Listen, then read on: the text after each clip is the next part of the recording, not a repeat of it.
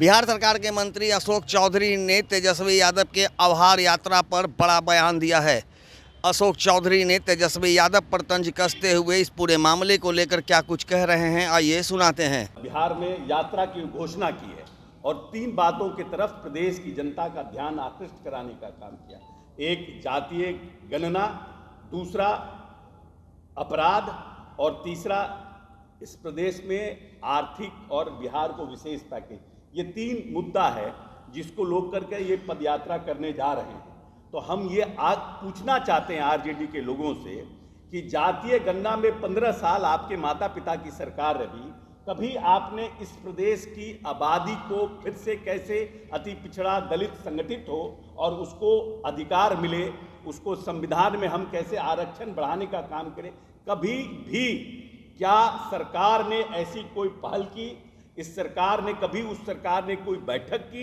इस सरकार ने कभी भारत सरकार से कोई प्रचार किया कि हमको अधिकार दिया जाए, हम करना चाहते हैं? ये नीतीश कुमार का पूरी तरह से सोच थी, जो नीतीश कुमार ने 2 बार प्रधानमंत्री के यहाँ सर्वदलीय बैठक की। दूसरा, जो लॉ एंड ऑर्डर पर सवाल उठाते हैं, तो यह प्रदेश अच्छी तरह जानता है कि किस तरह से इस प्रदेश में रंगदारी और किडनैपिंग एक उद्योग बन गया था।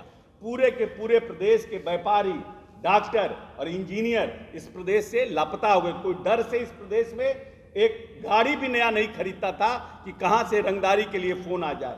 और आज हम पूरे दावे के साथ पार्टी मुख्यालय में कह रहे हैं कि सरस्वती पूजा का कोई 5 रुपया का चंदा भी जबरदस्ती किसी व्यापारी से काटने का काम इस प्रदेश में नीतीश राज में नहीं कर सकता है।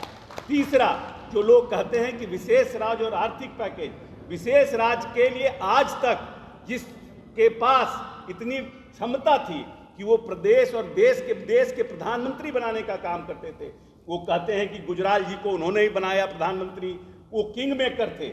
और उसके बाद एक और प्रधानमंत्री बने, उनके बारे में भी कहते हैं कि हमने बनाया। तो जो व्यक्ति इतना पावरफुल था, लालू प्रसाद यादव, जो खुद क्लेम करते हैं, हमारे नेता ने कभी क्लेम नहीं किया कि हमने देश का प्रधानमंत्री बनाया है, हम देश के प्रधानमंत्री को सहयोग कर रहे हैं, ये कहा है। लेकिन वो दो व्यक्ति का ऑफिशियल स्टेटमेंट है कि देश के प्रधानमंत्री बनाने का काम लालू प्रसाद यादव करता है। उस व्यक्ति ने क्या कभी विशेष राज्य के डिमांड को केंद्र सरकार के पास रखने का काम किया? कभी विशेष के आर्थिक पैकेज के लिए कोई इनिशिएटिव लेने का काम किया?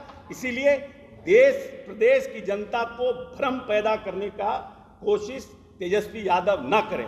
यह अकेला नेता है नीतीश कुमार, जिसके पास विकास का विजन है, प्रदेश को आगे ले जाने के लिए एक सोच है और 21वीं सदी का बिहार का जिसने सपना देखा है। यही हम बात आप सबसे कहना चाहते हैं और अपने साथियों का प्रदेश मुख्यालय में हम स्वागत करते हैं और उनको पूरी तरह से उनका अभिनंदन करते हैं। धन्यवाद।